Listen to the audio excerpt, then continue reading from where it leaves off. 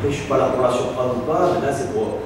Moi, c'est de poser des problèmes à l'adversaire, puis après, c'est d'être le plus performant possible dans la récupération. Quand on a le ballon, qu'est-ce qu'on fait? Quand on a le ballon, qu'est-ce qu'on doit faire? Quand on n'a pas le ballon, qu'est-ce qu'on doit faire? Voilà, c'est de répondre aux questions que l'on se pose tous les jours et que l'on met en application à l'entraînement. Est-ce que vous avez déjà planifié une stratégie? Est-ce que vous avez un schéma tactique qui est clair et net pour ce match-là?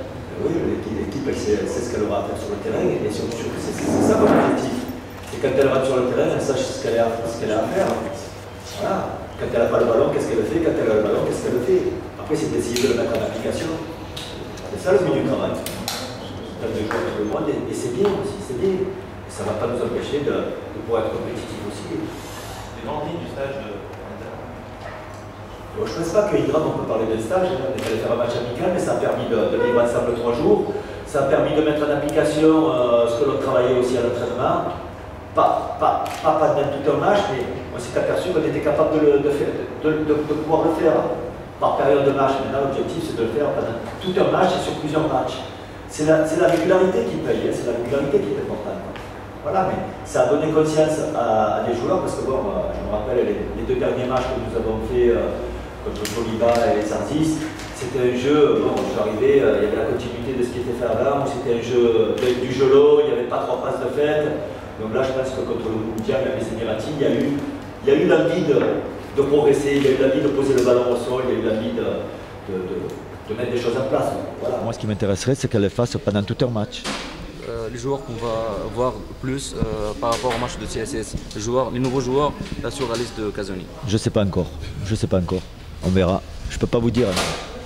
Il y a des joueurs, j'attends Djabou qui rentre d'Algérie.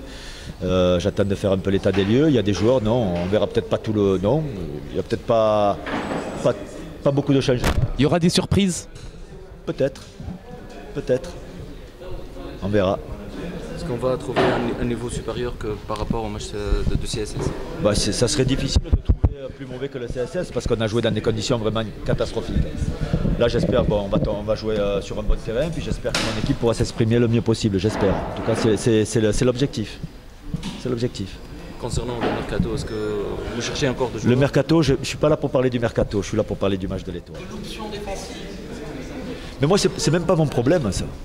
Moi, que je joue l'Étoile ou le CSS, je vais avec des ambitions et je vais avec l'envie de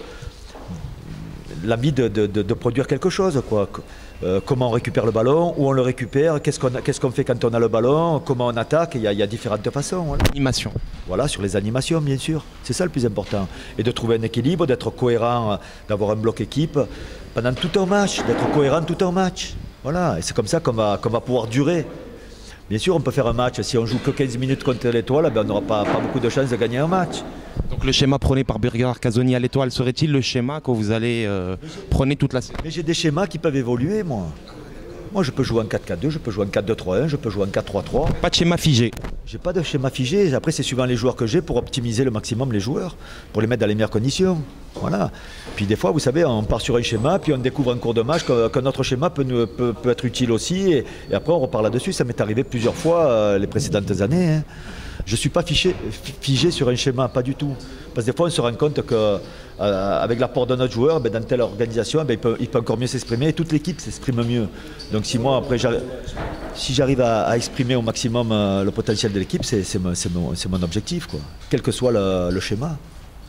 Puis dans tout schéma, il y a des avantages et des inconvénients.